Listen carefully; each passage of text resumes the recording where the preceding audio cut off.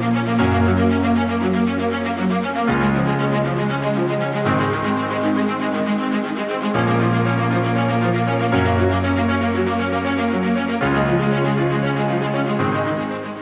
friends of Interdivine, thank you so much for being part of my channel once again. Today I will make a movie review. The movie is The Pope's Exorcist. I am in Germany at the moment. I was able to watch it here, English version, original version.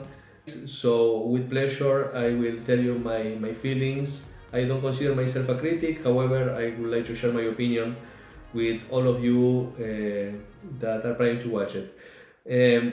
Well, I will go directly to the point. From 1 to 10, I would give the movie a 7. It's worth watching it. Mainly the acting of Russell Crowe is magnificent. He portrays the Father Gabriel Amorth very well, and well, it's Russell Crowe. You know, even the way he's talking in the movie is magnificent. The movie, you will be able to hear approximately 5-6 languages during the movie, and he is talking in approximately 4 of them, I would say, in very impressive, very good accent in all the language he speaks, from Italian to Spanish, and well, very impressive acting from Russell Crowe. Really is, once again, Russell Crowe doesn't disappoint. And the way he is talking is so similar to Father Gabriel Amorth that impressive, really impressive, you know, and that really keeps the movie up practically the entire time. I was a little bit disappointed with the third act of the movie, but I will tell you a little bit later about that. Something else also that I could say that it was remarkable in the movie was the explanation of the dark days of the Catholic Church during mainly the Inquisition, and the way they elaborate and they explain what happened during this period. I consider it very interesting, and finally is presented in a movie in a respectful way, because certainly the things that happened during those days back in the 15th century were horrifying. So I really happy with that, in that direction. And also the explanation that the movie gives on how many people they may consider themselves possessed, but how very often this is associated with mental disease, with schizophrenia, with many mental problems, or epilepsy, or many other things. And I love the way the director approaches this information in a very professional way. The negative parts that I found on the movie is that I don't understand why it's so difficult.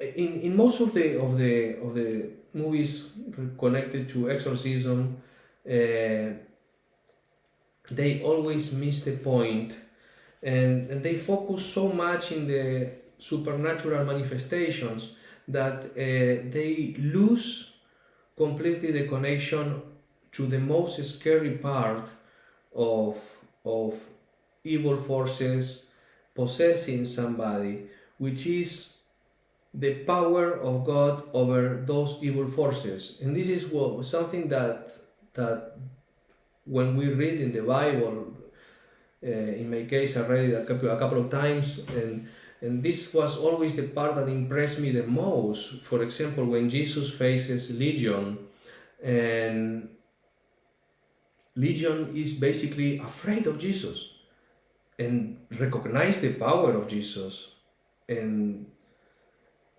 is terrified by what Jesus is going to say. And I think that is the most interesting part, to show the power of God on top of the evil forces. And all these movies are missing that point so often. Something that we don't see since The Exorcist 1972. My favorite horror movie, my all-time favorite horror movie, The Exorcist from William Friedkin. I performed in a production made by William Friedkin. I will leave the link down.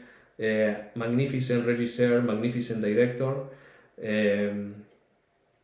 I performed the opera Aida recently in a production by William Friedkin, but he really nailed it in that sense that from the moment that the priest arrives in the house, things get worse because the evil powers are afraid of the power of God.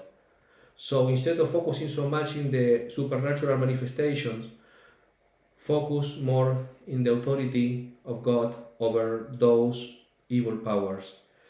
And well, this movie misses that. In my opinion, could have been more interesting in that sense.